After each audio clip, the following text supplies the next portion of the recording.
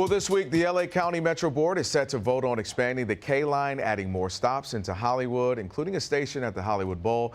Many local city leaders are already board with the plan, but there's pushback from residents over raising the funds and if the line will impact homes and businesses. And joining us now to go over everything included in this proposed expansion is LA County Supervisor Lindsey Horvath. Always great to have you in. Good morning to you. Thanks for having me. All right, so let's start here. What's the need to expand the K line, and also what was the major need for the Metro lines to get proposed these areas that are able to be reached right now? So kind of what's the impetus for all of this? Well, this alignment was approved by the voters in Measure M. This was an alignment that voters said we desperately need, and we need it now. And this is an alignment that will have over 100,000 riders on it. This is an alignment that will have the highest ridership of any line in the entire country, not just the county, once it's fully constructed.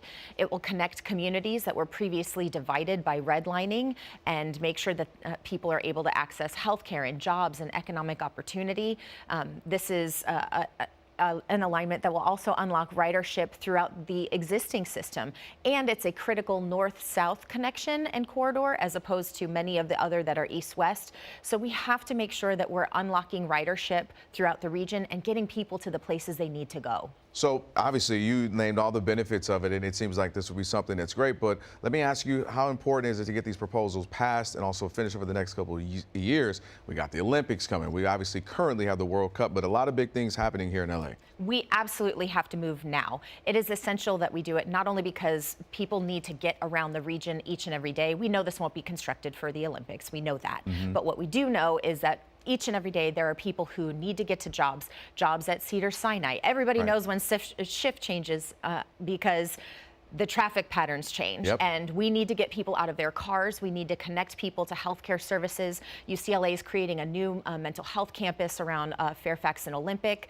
We know that intersection is crazy already. We need to get people out of their cars and moving around the region, getting to those places with greater ease. And we need to show that government is actually responsive to the needs of the public and that we can get things done quickly. I want to ask you about the residents. Again, you were talking about the benefits earlier, but there's some residents who maybe have some concerns about the line impacting homes and businesses along their path. And, you know, if you look just historically where highways and freeways can come through and kind of change their neighborhoods, what would you say to them?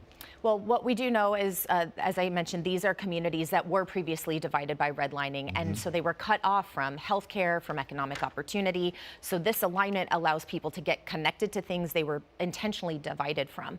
We also know that there were concerns from the community, which is why Metro took 18 additional months and invested millions of dollars in additional technical studies at the request of these residents to make sure that we're directly addressing their concerns. Metro is also investing money to make sure that grocery store is relocated and preserved for a community. They've never done anything like that before, but communities like this deserve that kind of intentional investment and protection to make sure that we're building this alignment for the community members that are already there. Right, having access to things. You know, and obviously being such a big city, you go to other places, they kind of have these things, are able to access them a little bit smoother. So it's something we'll see if this works out. Let me ask you this. Have you heard from constituents about the need for Metro lines in other areas, such as getting a station near SoFi Stadium in Inglewood? We know Inglewood over the last handful of years has just really boomed.